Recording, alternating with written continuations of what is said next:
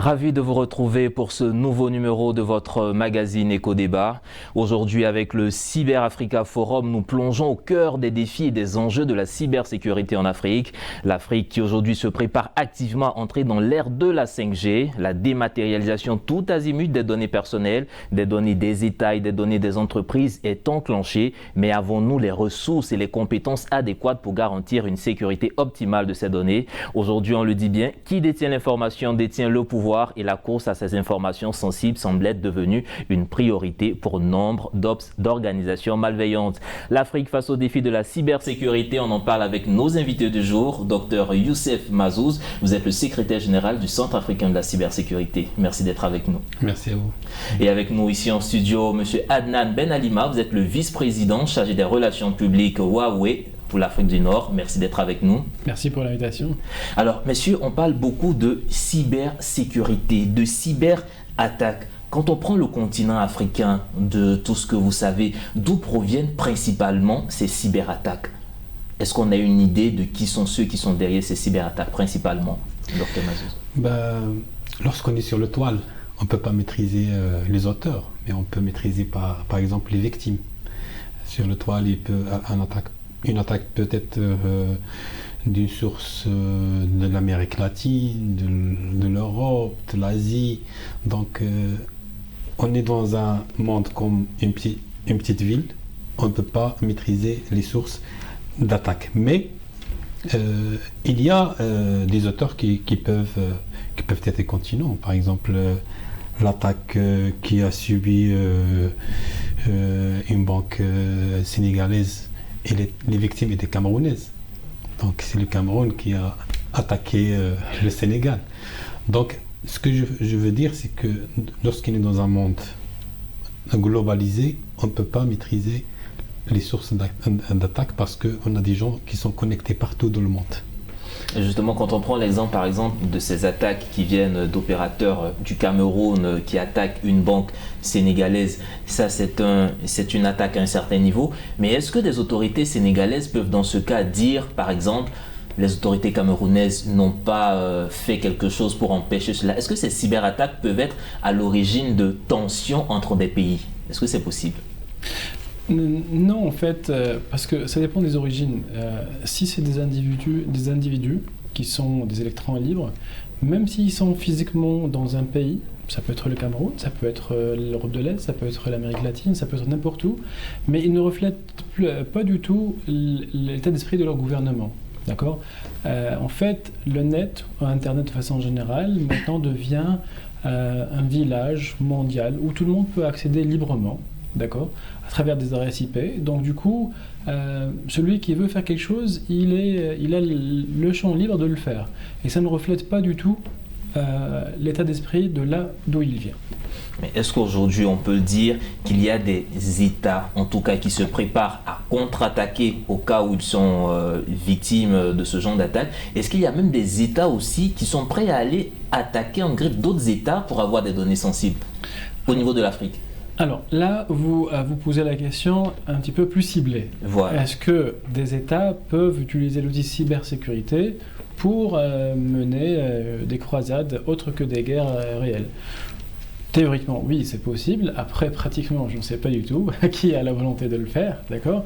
Mais en tout cas, les cyberattaques, c'est un outil qui fait mal, qui peut être utilisé par n'importe qui. Ça peut être un individu, une entreprise, une organisation ou même un État. Après, comme je vous ai dit, ça dépend de l'usage, ça dépend de ce qu'on veut faire avec. Alors, quand on parle de sécurité, on voit par exemple au niveau de l'Afrique de l'Ouest, dans certaines zones, il y a des groupements, il y a des États qui se mettent en groupe pour assurer leur sécurité collective. Est-ce qu'au niveau de la cybersécurité, on a des initiatives aussi dans ce sens? Actuellement, pour les États, l'initiative qui est reconnue, c'est la Convention de Malabo, qui a été signée par pas mal de pays, mais ratifiée par peu de pays. Mais des initiatives comme ça, de régionales, de collaboration dans le domaine des cyberattaques, je ne pense pas qu'il existe, mais dans le cadre non gouvernemental, je peux vous assurer Nous, par exemple, on a créé une alliance qui comporte 13 pays, mais qui regroupe des professionnels. C'est pour avoir cette synergie plutôt de prévention contre les attaques et de partage des vulnérabilités. On a, par exemple, si un continent, un partenaire subit une attaque au Mali, il peut partager ça avec les autres continents. Comme ça, ils savent, on analyse l'attaque ou le type de vulnérabilité, comme ça on le partage pour que les autres professionnels l'évitent.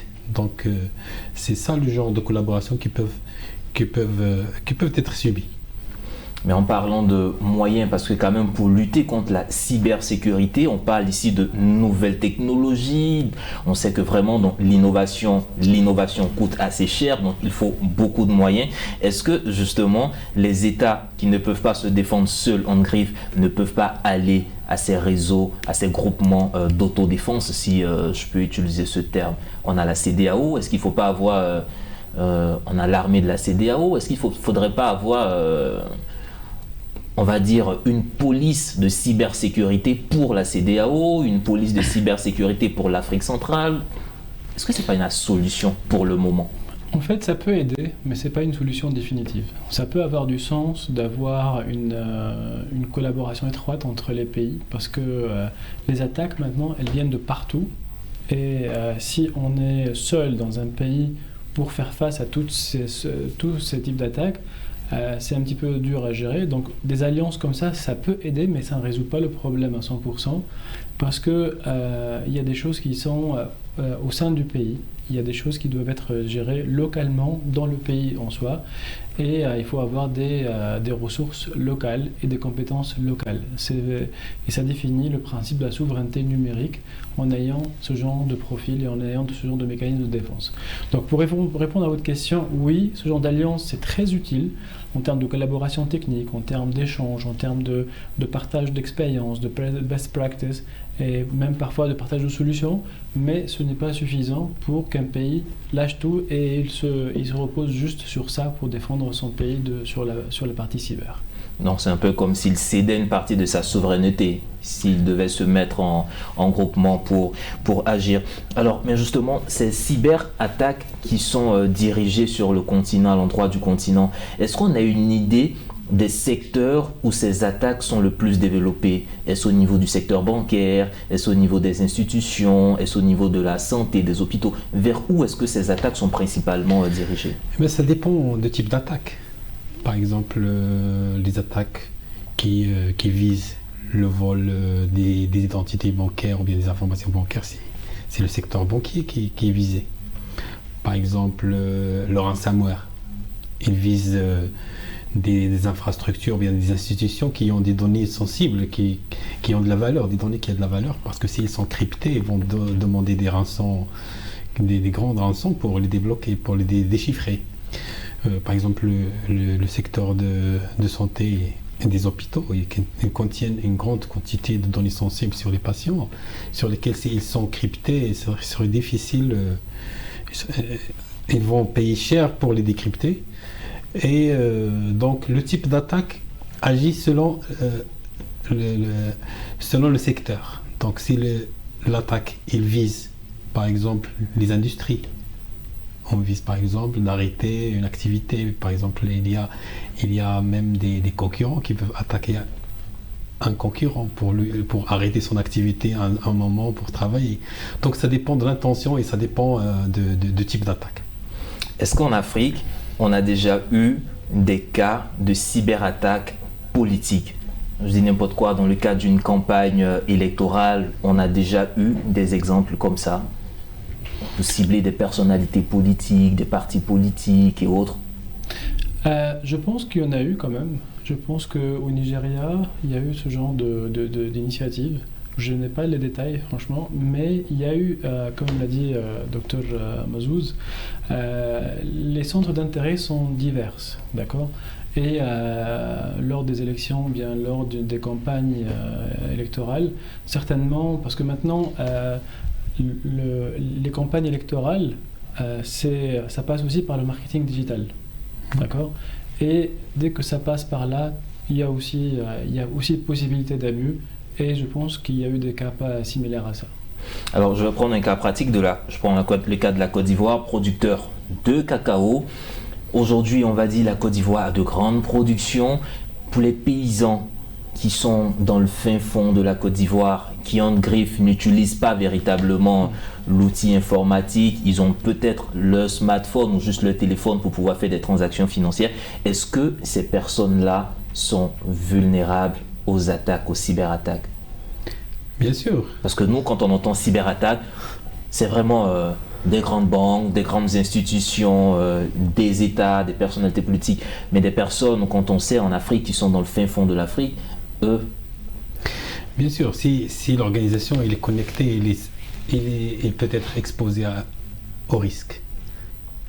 Qui dit connexion sur Internet, dit que vous êtes exposé au risque. Peut-être des documents administratifs, un simple document administratif, s'il est utilisé dans un autre sens, il peut constituer un risque. Un simple document, une simple facture par exemple.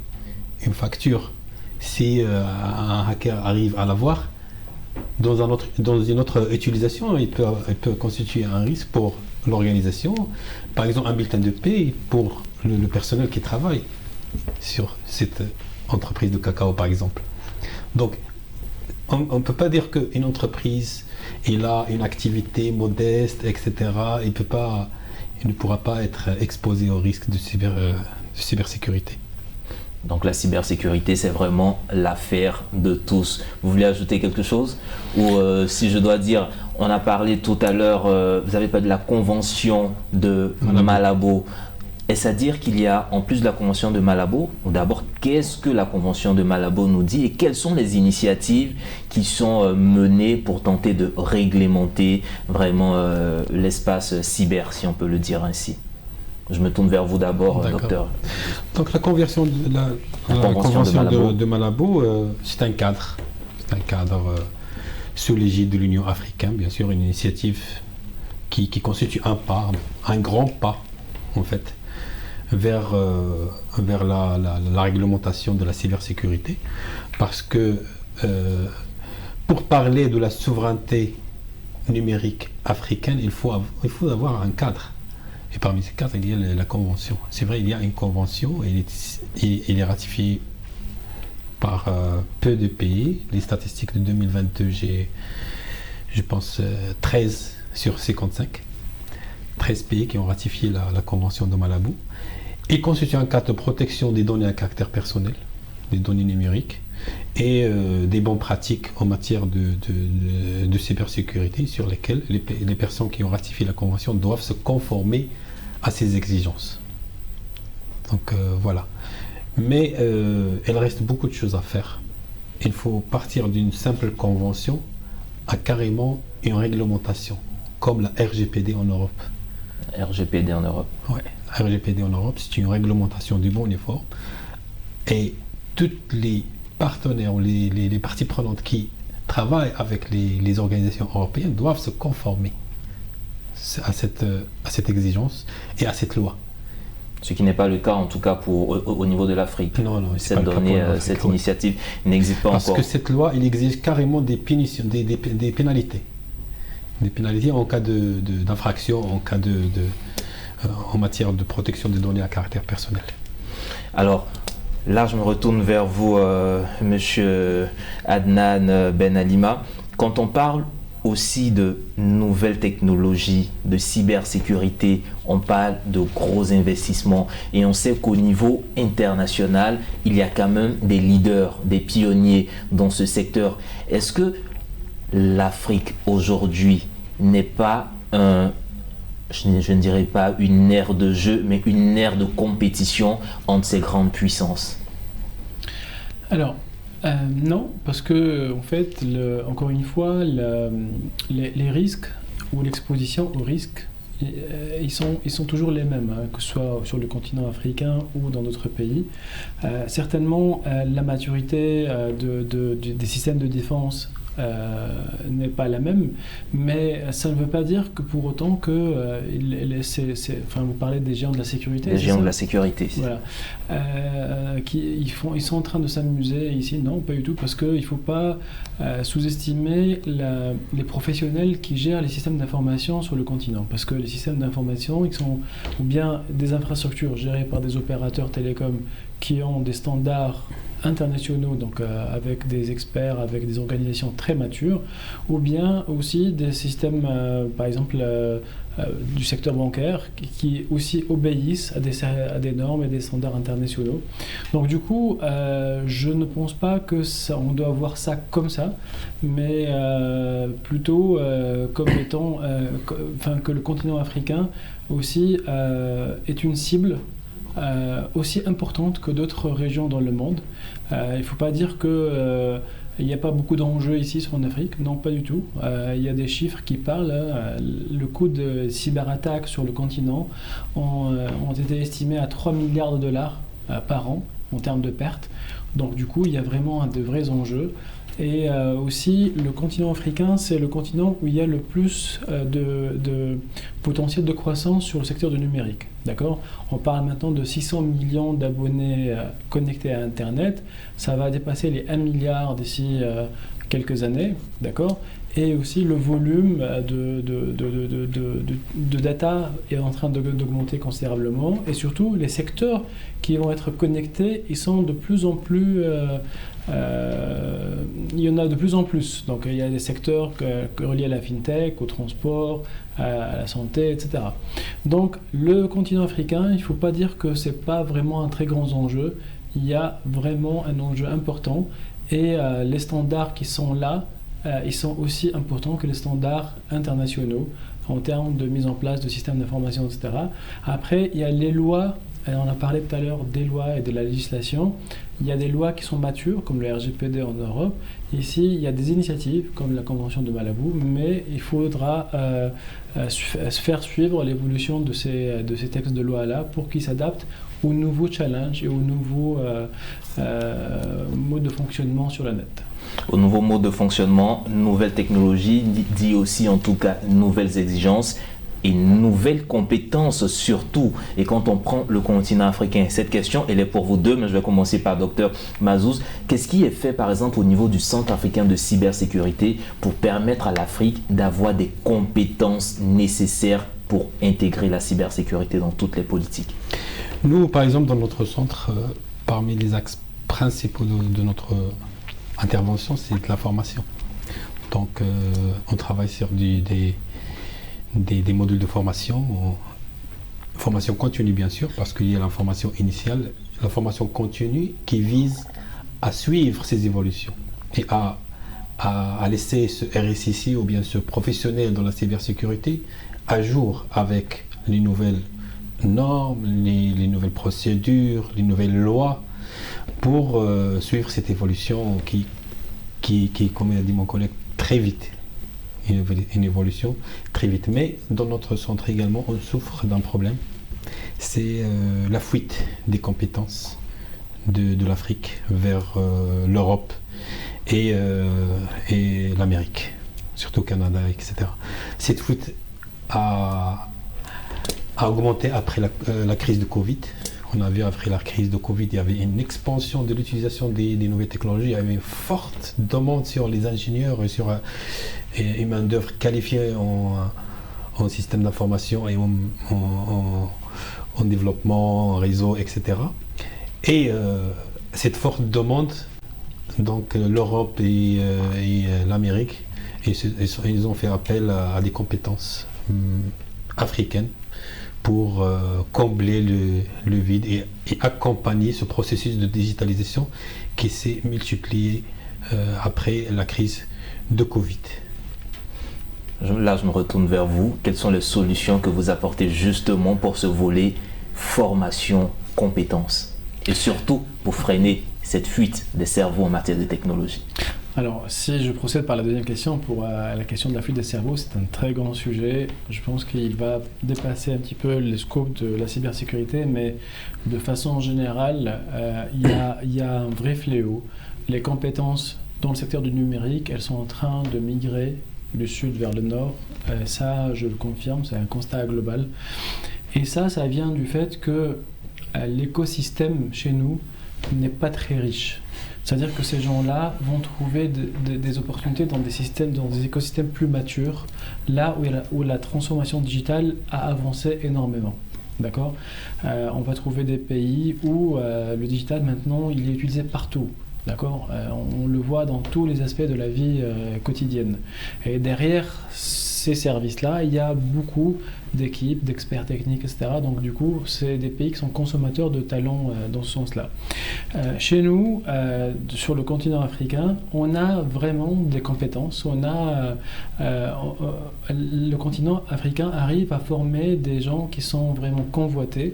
Mais malheureusement, vu qu'il y a une différence de pouvoir d'achat, enfin de niveau de vie entre les pays, et aussi que l'écosystème n'est pas aussi mature que dans d'autres régions, ça engendre que voilà, et les gens choisissent parfois de quitter. Donc on revient encore une fois à cette transformation digitale. Il faudra l'appuyer, il faudra la pousser pour deux raisons. D'une part parce qu'il y a une vraie opportunité. D'accord ? Maintenant, le digital est très utile partout, et c'est un outil formidable pour qu'on arrive à avoir une croissance meilleure. Et deuxième chose, parce qu'on n'a pas le choix, parce que c'est un challenge. Parce que si on veut faire face à ce nouveau siècle, on doit s'y mettre. Et si on doit assurer une croissance et être compétitif par rapport au reste du monde, on doit s'y mettre. Et si on arrive à pousser et à créer cet écosystème-là, on arrivera mieux à retenir ces compétences parce qu'ils seront reconnus, ils seront mieux payés, et ils auront de meilleures opportunités, pas seulement en tant que salariés, mais même en tant que start-up et en tant qu'entrepreneur. D'accord ? Donc du coup, il faut vraiment appuyer l'écosystème et donner un coup de pouce pour que la transformation digitale se fasse de façon plus accélérée et à un rythme plus soutenu. Si je reviens à la première question qui est la formation, en tant que Huawei, on est très actif sur l'aspect formation parce que c'est un prérequis de base d'avoir les compétences nécessaires et c'est la chose qui prend le plus de temps. Parce que les technologies, les solutions, etc., c'est très rapide à implémenter. Le time to market, il est très rapide. Par contre, avoir des personnes compétentes et formées sur ce domaine-là avec une expérience, ça prend des années. Donc nous, on a fait des coopérations avec nos partenaires dans chaque pays, avec des collaborations avec des universités pour enseigner ces nouvelles technologies. Pas seulement la sécurité, mais il y a des technologies qui tournent autour, comme l'intelligence artificielle, comme le cloud, les big data, etc. Parce que tous ensemble forment les compétences dont quelqu'un doit avoir pour faire face à la cybersécurité. Alors, vous avez déjà répondu à un pan de ma question parce que je m'apprêtais à vous poser cette question-là sur quels étaient les partenariats possibles au niveau de nos grandes écoles, nos universités pour former ces compétences de demain. Comme vous l'avez dit, le digital, ou plutôt le monde de demain sera digital, donc l'Afrique de demain sera digitale, donc il est temps de s'y mettre, se mettre à la formation. Messieurs, si on devait avoir chacun un mot de fin, quelle est votre vision, votre espoir pour la cybersécurité et l'Afrique dans 10, 15, 20 ans? Docteur Mazouz. Donc, moi je suis optimiste. Je suis optimiste dans tel point de voir l'Afrique, un continent avec ses propres données, ses propres centres de données, ses propres lois, ses propres compétences. Pourquoi pas garantir les mêmes conditions qu'ils vont trouver ailleurs. Pourquoi pas préparer ces conditions pour nos talents et pour nos compétences pour qu'ils restent dans le continent, parce que le continent il a besoin de ces compétences pour suivre ces évolutions de transformation digitale. Donc d'ici avec l'aménagement numérique bien sûr qu'assurent les opérateurs et la généralisation de la 5G, etc., on pourra avoir un avenir meilleur. Un optimisme partagé par vous aussi, votre vision? Oui, c'est un optimisme aussi avec des conditions. En fait, le digital, ce n'est pas du tout une affaire... le développement digital n'a pas du tout de contraintes technologiques ni techniques. Le développement digital dépend tout simplement des mentalités. si on change les mentalités, si on met ça comme priorité, les choses peuvent avancer extrêmement rapidement. Parce que là, je parle de transformation digitale de façon générale, avant d'aller dans le cas particulier de la cybersécurité. Il y a un vrai potentiel en Afrique. Il y a le plus gros potentiel de développement au monde, il est en Afrique. Sur tous les aspects. D'accord ? Il y a pas mal de choses à rattraper et le digital peut être utile partout. Donc le potentiel, il est énorme. Mais aussi, il y a des challenges. Il faut savoir que la population du continent va augmenter considérablement, d'accord ? Et il nous faudra des outils efficaces pour gérer cette augmentation démographique face à des contraintes aussi d'alimentation, d'énergie. Et le seul outil qui pourra répondre à ces contraintes-là, c'est l'outil digital pour organiser la vie personnelle et professionnelle. Donc c'est une opportunité et un challenge en même temps, mais on a des atouts parce que le continent regorge de tout type de ressources, et surtout de ressources humaines, puisque d'ici 2050, plus que la moitié de la jeunesse mondiale sera en Afrique. D'accord ? Donc si on met une priorité maintenant, et si on met tous les prérequis pour former les gens, pour créer ces écosystèmes, et surtout faire bon usage de la technologie, parce que jusqu'à maintenant, on parle de 600 millions d'abonnés Internet sur le continent, mais combien de pourcentage est utilisé pour des scénarios B2B, pour l'économie ? La plupart, c'est des usages individuels et entertainment, c'est-à-dire divertissement, réseaux sociaux et autres. Il faudra qu'on fasse, où on imagine des scénarios réels, concrets, où on peut tirer profit de la vraie puissance du digital maintenant, et on les pousse, ça veut dire qu'on prépare des scénarios, on montre aux gens que c'est possible et voilà l'opportunité. Après, il y aura des startups, il y aura des entrepreneurs qui vont agir dans ce scénario-là ou dans ce secteur-là et vont créer des écosystèmes. Donc, il faut créer l'impulsion, montrer la voie et après l'écosystème va s'agrandir tout seul.